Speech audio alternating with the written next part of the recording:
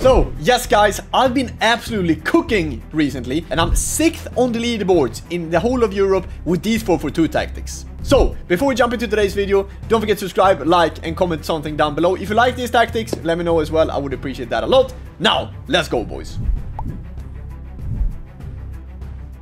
Okay, so basically 4-4-2 tactics then. First of all, I want to start off with the team, because obviously the team super important when you play 4-4-2. First of all, it's a very attacking formation. You will need to have a very solid defense. In this case, I have Nuno Mendes, Pacho, Stam, and Marcos Llorente. Obviously, probably the best defense in the game. My midfield is also pretty decent with Reinders and De Jong, and the thing I love about these two is that they combine together, because they both have tiki-taka goal, which means that the first time passes are very good, and I can play myself out of pressure very easily, because the first time pass is always so accurate, always coming at like a very high speed, which makes me play out of the press. So that's why 4-4-2 is also really solid in terms of that. Wingers, you will look to have two faster wingers. On the left, I play Kylian Mbappe, obviously. He is fantastic. You could argue that he should probably be playing as a striker, but Mbappe, in my opinion, is just as good as a left mid. Probably a bit better as a striker, but he's doing the job as a left midfielder. Right midfielder will be Lamine Yamal. I recently just bought Yamal, and I've been trying him out a few games. His dribbling is probably the best I played in the game. Makes sense though, because he also has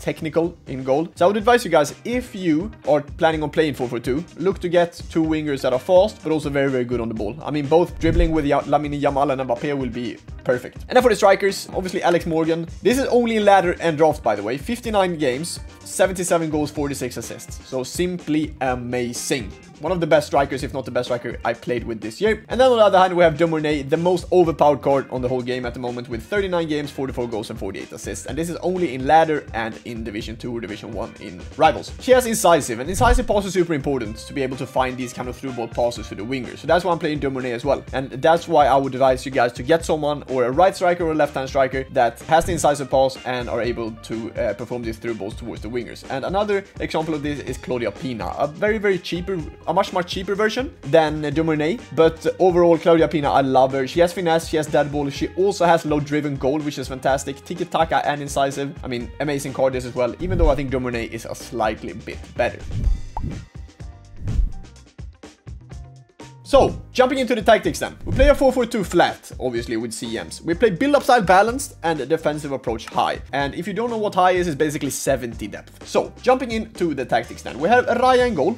He's on goalkeeper. I could probably play him ball playing keeper. I'm not sure if that's worth it or not, but or even sweeper keeper. But I've been playing him on goalkeeper. He's doing very good for me so far. But I would obviously advise you guys to, if you have a Donnarumma, a Courtois, whatever, play them with their plus roles, because I think that's better. Llorente is on fullback and balanced. Very simple there. I don't really want to get counter-attacked as much, so that's why he's on balance. Could play versatile as well. Means that he is actually coming in when Mendes is a bit more higher up and forming a 3 at the back. That's what versatile does. But I'm playing both on balance, so Mendes will also be on full back balance. If I want to go forward a bit more and I feel like I'm not really creating, that's when I put Nuno Mendes on wing back, but then at the same time I put Llorente on versatile, so he comes in as a 3 back when Mendes is up high attacking. But for now, Nuno Mendes and Llorente are both on full back and balanced. Mbappe and Lamine Yamal are both on inside forward. Mbappe unfortunately doesn't really have any roles for left mid. He has roles for left wing and striker, but doesn't have any roles for left mid, so that sucks a bit. But on the other hand, Lamine Yamal is on inside forward plus, which is obviously very nice to be able to have a plus role on Lamine Yamal there on the right, and I definitely feel it. He's making some really great runs and is in the right pocket of space a lot of times as well. De Jong and Reinders are both my CMs, as I said. They are both playing on box to box. I feel like it's working pretty well for me, especially because I feel like my 1v1 defending with Pacho and Stam has became better since I started to play the game. So that's why I feel like that's actually a pretty good role to use for both Reinders and De Jong, then to be able to box to box. You might find yourself in a lot of gaps in defensively because Reinders and De Jong are both up, but I still think it's working very good for me, and I like to attack a lot, and that's why basically I play box to box on both of them, even though they don't have any roles. Dumornay and Morgan are both on advanced forward attack. Unfortunately, no plus role for Morgan or Dumornay there, but it's still working pretty good for me. They are doing what they should do as strikers, and yeah, it's working so far at least. And also, if you want to copy the code, it's right up there, and let me know what you guys think about the tactics. Okay, so this is off a short corner, but this is basically how you want to play with the 4-4-2 formation and my tactics and roles. So, I'm already going to actually reveal a secret. Both my CMs are on box to box, and this is why Reinders is making this incredible run in behind here. You see, Reinders is making this run forward, and this is only because he is on box to box. He doesn't have +1 or +2, he doesn't have any role in box to box, but he's still very, very good there. And obviously, my opponent is pressing like crazy. My Mbappé is coming back on side, but you also see Dominey at the top right making a really, really good run. This is why I love 4-4-2, because I have two options. Either fire it into Dominey, 1-on-1 with keeper, or I take a touch forward with Mbappé and can probably square it to Dominey. Instead, I take a touch forward with Mbappé. I feel like the angle is open to do a low-driven far corner. I do a low-driven far corner, and I manage to score from it. So, this attack will basically show why I love to play inside forward on both my wingers. So, we don't really have a lot of options here. We could play Mbappé feet, then try to go back to Reinders, and then try to recycle it again. But the thing I'm doing here is that I attack the space in between the fullback and the center back. And if you watch my tutorial, that's something that I talked about there. Anyway, I'm doing a play lock in between here, and this is only because Mbappé is on inside forward. He's obviously, I'm still dragging him towards this space, but the spot he took up before is because he is on inside forward. If he would have been on winger, he would have stayed way more outside. I would be able to find him feet, yes, but if you have both of the wingers on winger with the roll, they are just standing super wide and not really getting into attacking positions around the box. So that's why I play inside forward on both. Mbappé gets into this pocket of space, low driven far corner, and we score in the ladder to make it 1-1 in this game. One key thing that I don't really talk with a lot of people about either, that I'm going to explain to you right now, how you want to attack in the 4-4-2 at least, is that you want to have at least one of your wingers making runs in behind at all times. Why? Because you can play that winger later on in the attack, which you will see here, but also if you're not playing the winger, that winger is making the opponent's AI basically push down their defense, which means that we will gain more space in the middle and then we can play the ball outside. So when De Jong gets the ball here, I'm with Dominey here, and I can just R1 dribble forward, because I know a lot of people in general on this game likes to drag back with their CMs, but there's no way that Reinders will catch my Dominey here. So I'm just going to take some space in behind. You see that Lamine Yamal is running forward because he has his like this pointing, and Dominey is just taking space. I find Morgan. This pass was obviously back to Dominey, but after I pass Morgan with Dominey, I make Dominey run instead, so we're pushing down the opponent's defense once again. I'm not going to try to use Dominey, I just want to push the defense down again.